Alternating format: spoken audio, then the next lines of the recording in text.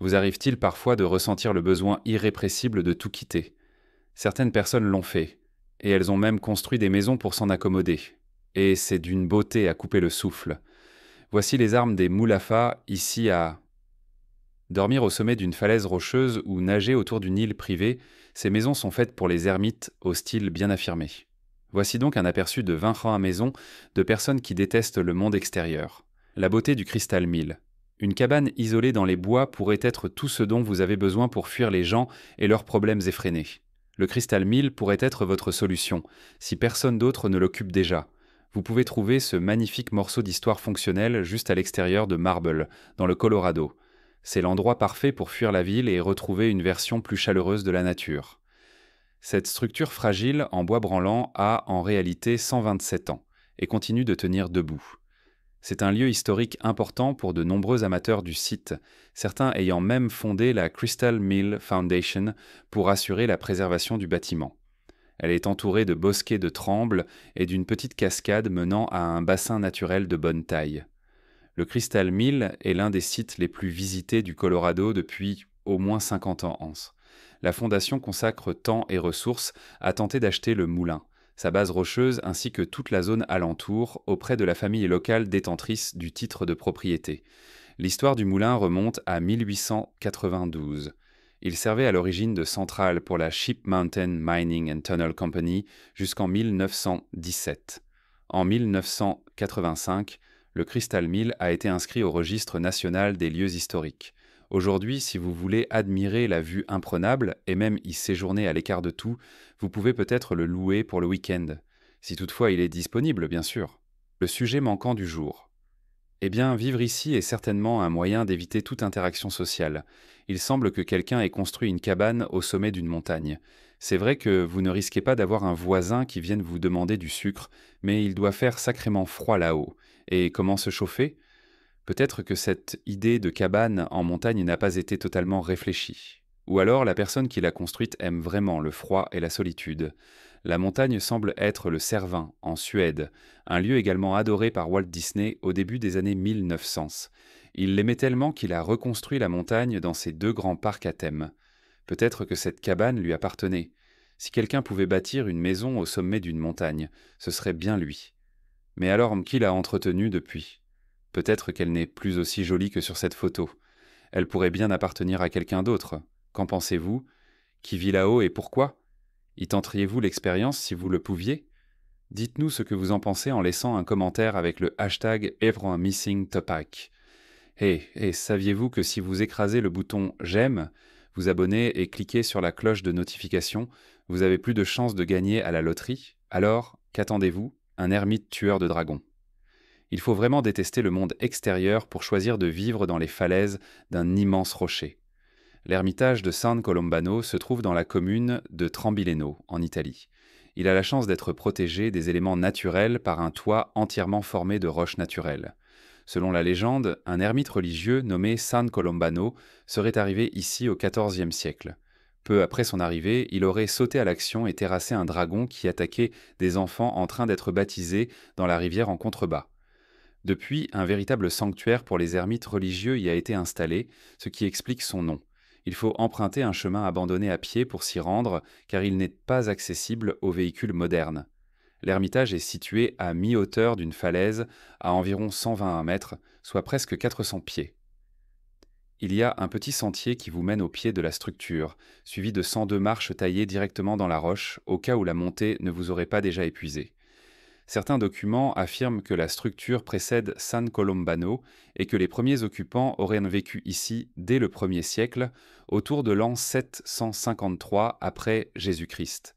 Bien sûr, le bâtiment visible aujourd'hui est différent de celui d'alors. Vous serez tout de même impressionné par le caractère rustique de ce refuge perdu. Numéro 3. La Trinité isolée. Si vous cherchez un endroit loin du reste du monde, l'océan est probablement la destination ultime. Mais si vous voulez aller à la plage, c'est une autre histoire. Il semble que le célèbre ayatollah ait trouvé un compromis parfait en construisant une église juste en surplomb de la plage avec une vue imprenable. El Ahly a été bâtie sur l'un des affleurements rocheux les plus célèbres de Kalabaka et repose sur une formation rocheuse pour le moins étrange. Vous la reconnaîtrez peut-être si vous avez vu le film Rien que pour vos yeux de James Bond avec Roger Moore. L'église s'est construite dans un style byzantin, avec 3 dômes, l'un dédié à la source de vie et un autre à Saint Jean le théologien. Elle a été édifiée au milieu du XVe siècle, entre 1458 et 1476. Elle aurait été bâtie par un moine nommé Domitius, bien qu'il n'existe pas suffisamment de preuves matérielles. Certaines rumeurs évoquent des ermites qui auraient construit leurs propres abris dans les rochers, ce qui semblait être la mode à l'époque sur les falaises de Météore. Avant 1925, on n'y accédait que par des échelles de cordes et des poulies. Heureusement, un escalier a été installé depuis. Le monastère est toujours actif aujourd'hui, donc si vous avez envie d'un voyage en Grèce et d'une belle escalade, vous pourriez vivre une expérience religieuse hors du commun. Mais on a le sentiment que la plupart des gens s'abstiendront. Juste assez de place. On dit souvent que New York est l'endroit le plus peuplé du monde, mais il semble que cette famille ait trouvé l'exception. Just Room Enough Island. Également appelée Hub Island, elle se trouve dans l'archipel des 1000 îles, à New York, États-Unis. C'est la plus petite île habitée connue avec seulement 310 mètres carrés ou 3300 pieds carrés. Cela ne représente qu'un 13e d'acre. Elle a été reconnue par le Guinness Book des records comme plus petite que Bishop Rock, l'ancien détenteur du titre. Elle est considérée comme une véritable île car elle reste au-dessus du niveau de l'eau toute l'année et héberge une végétation minimale. Si vous prenez du recul, vous verrez qu'elle fait partie d'un ensemble de près de 2000 îlots situés sur le fleuve Saint-Laurent entre New York et l'Ontario au Canada. Quel que soit le prix, cela a dû être une affaire pour une île privée. Certes, elle n'a de la place que pour un seul groupe, mais lorsque la famille Sizeland l'a achetée dans les années 1950, elle a acquis un terrain avec une maison, un arbre, quelques arbustes et sa propre petite plage. Ils y ont construit une maison de vacances où le seul vrai problème est de faire un faux pas depuis le porche et de plonger directement dans l'eau. Une façon éclaboussante de commencer la journée. Numéro 5. La vue cachée de Gasselda Auger. Si la vue vous attire, le bruit et le vent pourraient bien vous faire rebrousser chemin. Voici le village de Gassel-Alger, un lieu qui est resté coupé du reste des îles Féroé jusqu'en 2004. On pense qu'il tire son nom d'une femme nommée Gessa, bien que les historiens estiment que le vrai nom provient des oies sauvages qui y erraient autrefois. Cela signifie vallée des oies, ce qui semble plutôt probable. On entend parfois dire qu'il s'agissait du dernier village à avoir été relié par la route, mais certains témoignages suggèrent que d'autres lieux encore plus isolés sont toujours habités non loin, vivant dans une solitude totale. Svinoj et Hadovik, par exemple, ne sont accessibles que par bateau, donc ils comptent en quelque sorte aussi. Mais après 2004, plus de gens ont commencé à venir. Avant cela, il fallait être déposé par hélicoptère ou bateau, ce qui impliquait ensuite une montée abrupte et un retour risqué. Le courrier n'était livré que 3 fois par semaine via un chemin spécial traversant la montagne, jusqu'à ce que tout change avec le nouveau millénaire. Grâce à un tunnel nouvellement construit, on peut désormais accéder au village en voiture, bien que beaucoup préfèrent encore randonner comme à l'époque. Les habitants ne semblent pas très enthousiastes à l'idée d'un mode de vie moderne, ce qui explique qu'ils tiennent à leur tradition. Le pilier mythique.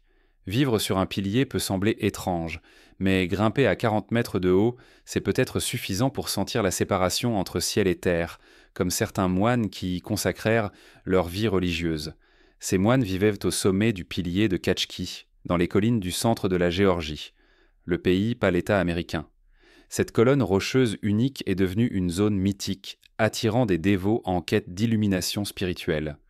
Avant l'arrivée du christianisme, c'était un lieu païen, probablement lié à des rites de fertilité. Au IVe siècle, la Géorgie adopta le christianisme comme religion d'État, remplaçant les anciens lieux païens. Vers le VIe siècle, une croix fut gravée au pied du pilier, bien que l'on ignore comment cela fut possible avec les moyens de l'époque. Cette gravure reste impressionnante aujourd'hui. Au VIIe siècle, une petite église fut construite au sommet. Mais au XVIIIe siècle, le site fut abandonné et les historiens commencèrent à en étudier la signification culturelle. Si vous voulez visiter aujourd'hui, ce n'est pas plus facile. Il faut convaincre les moines de vous laisser grimper leur échelle exclusive, réussir un examen rigoureux, puis vivre dans une cellule pendant au moins une semaine avec d'autres moines. Cela ne vaut peut-être pas le coup pour tout le monde, mais ceux qui réussissent en ressortent transformés, coincés sur le roi des phares. Comme mentionné précédemment, Bishop Rock figurait dans le Guinness des records comme la plus petite île habitée. jusqu'à ce que Just Enough Room Island prenne ce titre. Bishop Rock se trouve à l'extrême ouest des îles Scilly, à environ 45 km des côtes de Cornouailles, dans l'océan Atlantique. Construire un phare sur une île aussi petite semblait impossible, surtout à cause de la marée haute qui rend souvent l'île inaccessible. En décembre 1946, une équipe de la BBC, venue enregistrer un message de Noël, s'y retrouva coincée pendant un mois à cause d'une tempête hivernale. Les vents violents et les courants marins empêchèrent tout départ ou toute arrivée de bateaux. Heureusement, le phare et ses réserves d'urgence sauvèrent le groupe. Aujourd'hui, le phare de Bishop est surnommé le roi des phares en raison de sa hauteur imposante de 49 mètres. Le seul autre phare comparable est celui d'Eddystone, en Angleterre, une maison responsable. Seriez-vous prêt à vivre au milieu de nulle part pour une vue pareille ? Pour certains, ce poste d'observation contre les incendies est la maison idéale et un moyen de servir la communauté. Il se dresse au-dessus de la montagne, Webb, dans la forêt nationale de Kootenay, au nord-ouest du Montana, à 2 km de la frontière canadienne. Appelé Thomas Lookout, c'est l'un des nombreux postes de surveillance encore utilisés dans les forêts de Flathead et le parc national de Glacier. À l'époque, plus de 5000 de ces structures existaient aux États-Unis. Aujourd'hui, environ 300 sont encore actives. Un homme, Leif Haugen, occupe ce poste chaque été. Il lit, marche, observe, mais le calme peut vite basculer en urgence extrême. Il surveille les incendies de juillet à fin septembre, bien que ceux des États voisins comme Washington, l'Oregon ou la Californie puissent troubler sa visibilité. Malgré les étés secs et peu de pluie, il reste serein. Avec une telle vue, la responsabilité semble valoir l'effort. La cabane énigmatique. Les banlieues, ça peuvent paraître bien fades quand on a une vue comme celle-ci. Et si vous avez envie de changer d'air, vous pouvez tout démonter et partir. La cabane Nola se trouve actuellement à Valisari, une île près d'Helsinki, en Finlande. Conçue par Robin Falk, cette maison de vacances en forme de A est recouverte de miroirs et destinée au luxe écologique. Son nom vient du mot finlandais zéro, car elle a été construite avec des matériaux durables comme le pin et le contreplaqué, sans machines lourdes ni métal. Les socles sont ajustables et remplaçables pour s'adapter au terrain. Elle peut être démontée comme un puzzle géant. Si une pièce casse, elle peut être facilement remplacée. L'énergie provient de panneaux solaires et le poêle fonctionne au diesel renouvelable issu de déchets. Pour les voyageurs soucieux de l'environnement, c'est l'escapade parfaite, à condition d'avoir le budget. La randonnée jusqu'au nid du tigre. Certains lieux isolés sont faits pour fuir le monde, mais le monastère du nid du tigre semble, lui, mettre à l'épreuve ceux qui veulent l'atteindre. Situé au Bhoutan, entre l'Inde et la Chine, ce monastère emblématique est l'équivalent de la tour Eiffel ou du Taj Mahal pour ce petit pays himalayen. Beaucoup souhaitent de le visiter, mais peu parviennent à terminer l'ascension ardue au-dessus de la vallée de Paro. Ceux qui réussissent traversent forêts de pins et sentiers escarpés jusqu'à un magnifique monastère bouddhiste au dôme doré, murs blancs et balcons en bois.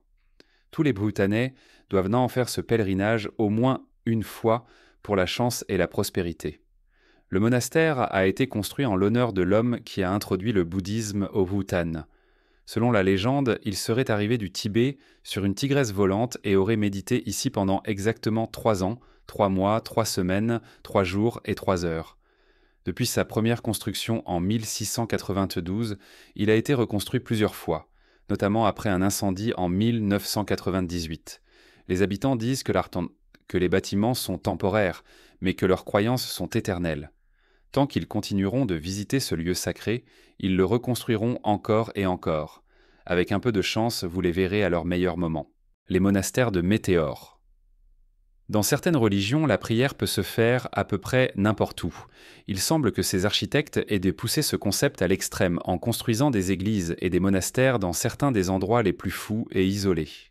Nous repartons en Grèce, au-dessus du paysage des météores, où l'on dirait que nous avons oublié quelques couvents suspendus au bord de falaises périlleuses. Au moins 60 moines et nonnes vivent perchés au-dessus de ces formations rocheuses dans des monastères construits sur les sommets de pics de grès. Ces lieux de culte offrent un type de solitude et de protection contre le monde extérieur qu'on trouve rarement ailleurs. Le mot météore signifie suspendu dans les airs, ce qui convient parfaitement à ces panoramas qui semblent flotter au bord des falaises.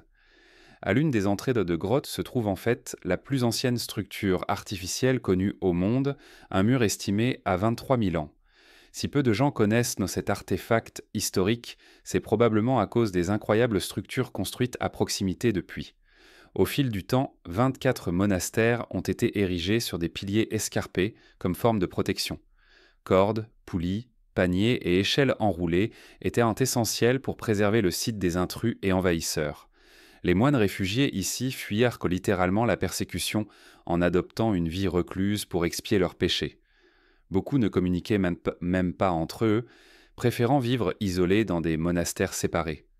Aujourd'hui, seuls 6 des bâtiments originaux subsistent, ceux dédiés à Saint-Étienne, Saint-Nicolas, Roussanou, Varlaham, la Sainte Trinité et le Grand Météore. Ce n'est pas une destination de détente, mais idéale pour rechercher la solitude. Vie luxueuse sous terre.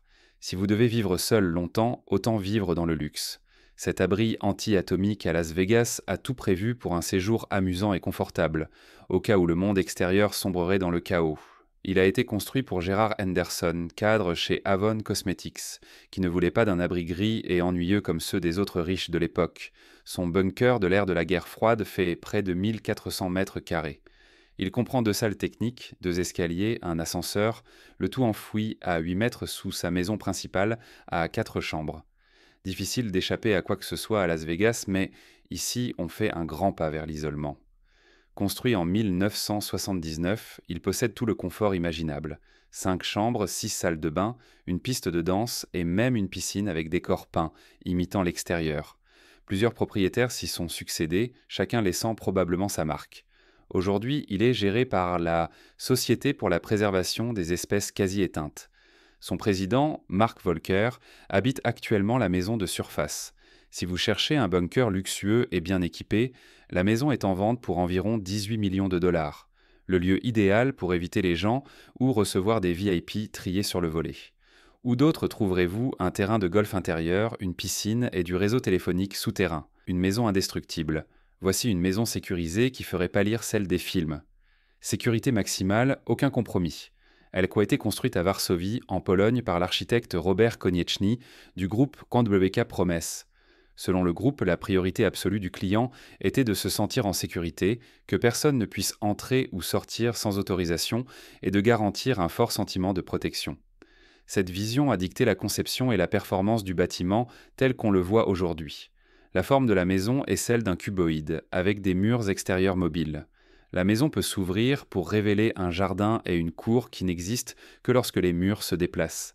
Ces éléments sont contrôlés par des moteurs électroniques intégrés, conçus pour éviter la surchauffe ou la panne de carburant. Ils garantissent un fonctionnement sûr, même en cas d'urgence. Le plus grand défi était de résister aux conditions climatiques extrêmes. Les vents violents pouvaient déplacer les murs mobiles, donc une structure capable de supporter la pression de tous les côtés était nécessaire. Les pièces en béton isolé ont permis de réduire les coûts énergétiques, ce qui s'est révélé être un choix judicieux. Des volets roulants et des grilles en acier inoxydable ont été installés pour résister à des vents allant jusqu'à 280 km/h. C'est donc une véritable forteresse, aussi bien contre les hommes que contre la nature. Des prières proches du ciel.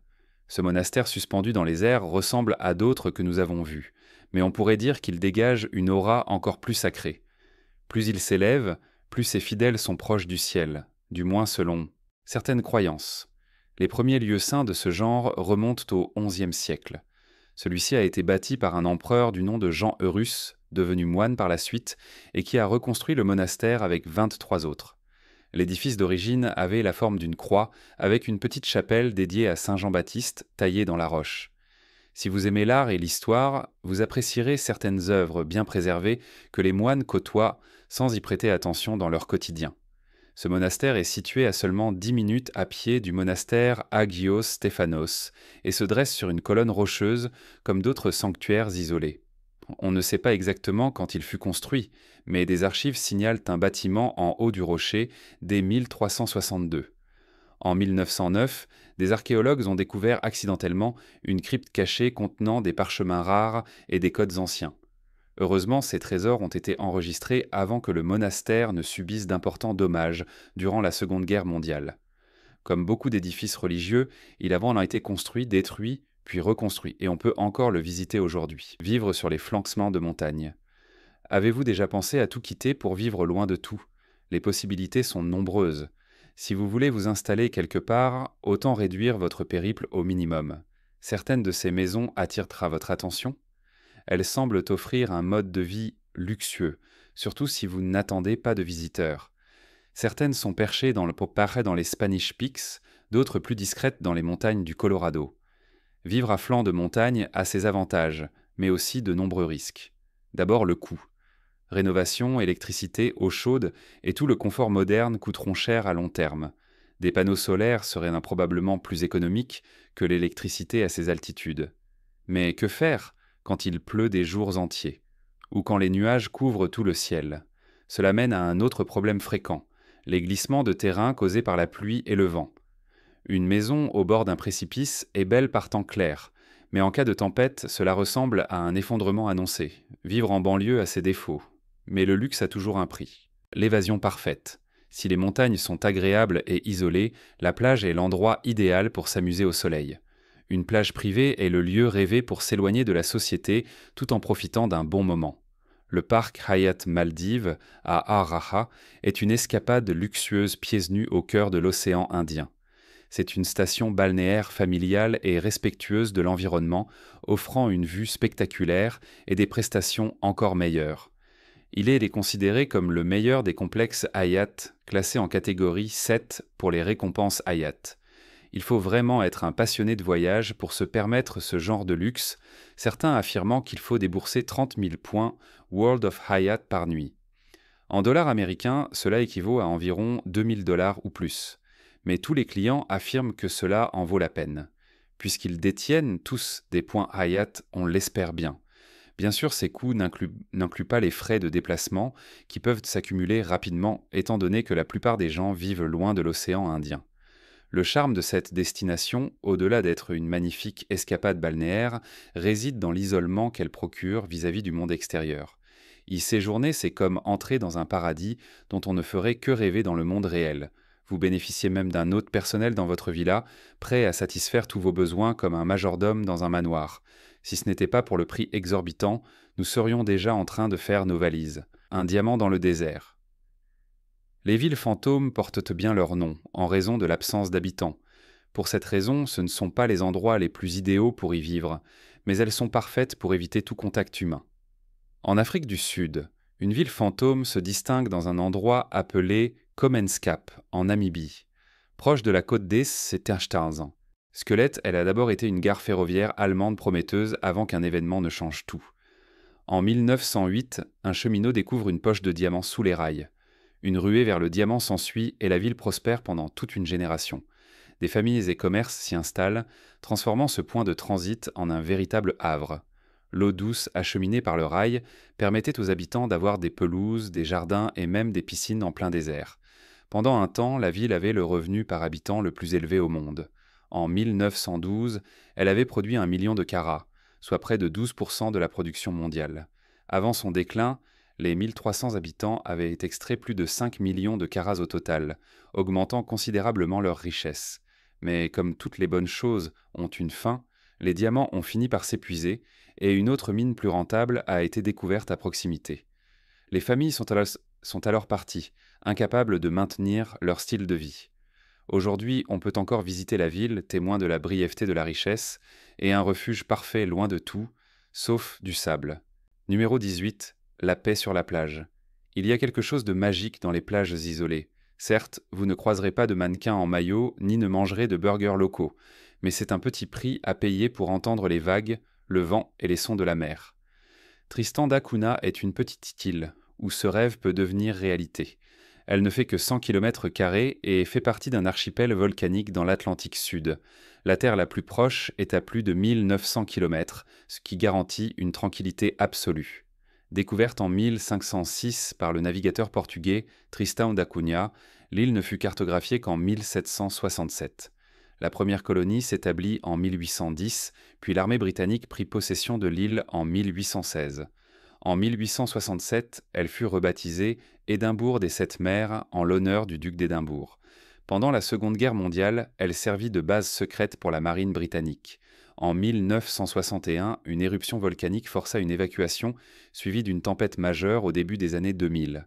Aujourd'hui, seulement 262 habitants, principalement des pêcheurs et agriculteurs, vivent dans une tranquillité rare sous le nom d'origine, Tristan da Cunha, une base gelée. Après les plages et les falaises, pourquoi ne pas explorer une vie dans l'Arctique?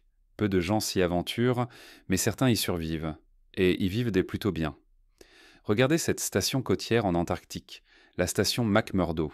C'est la base principale des États-Unis sur l'île de Ross, au sud, à seulement 1360 km du pôle sud. Construite en 1955-1956 pour l'année géophysique internationale, elle sert aujourd'hui de centre logistique pour les stations intérieures et camps éloignés. C'est aussi le centre de gestion des déchets du programme antarctique américain. Les résidents, qui l'appellent McTown, semblent apprécier la vie qu'ils y mènent. Bien sûr, la majorité sont des chercheurs scientifiques, et s'ils restent occupés, ils oublient sûrement les températures glaciales. Numéro 20. Vivre dans les arbres. Une falaise désertique peut être spirituelle, mais vivre dans un arbre, c'est nettement plus cool. Une cabane perchée, c'est exactement ce que cela suggère. Une plateforme ou une construction autour ou au sommet d'un arbre. C'est le rêve d'enfant ultime, surtout pour ceux qui ont grandi proche des forêts.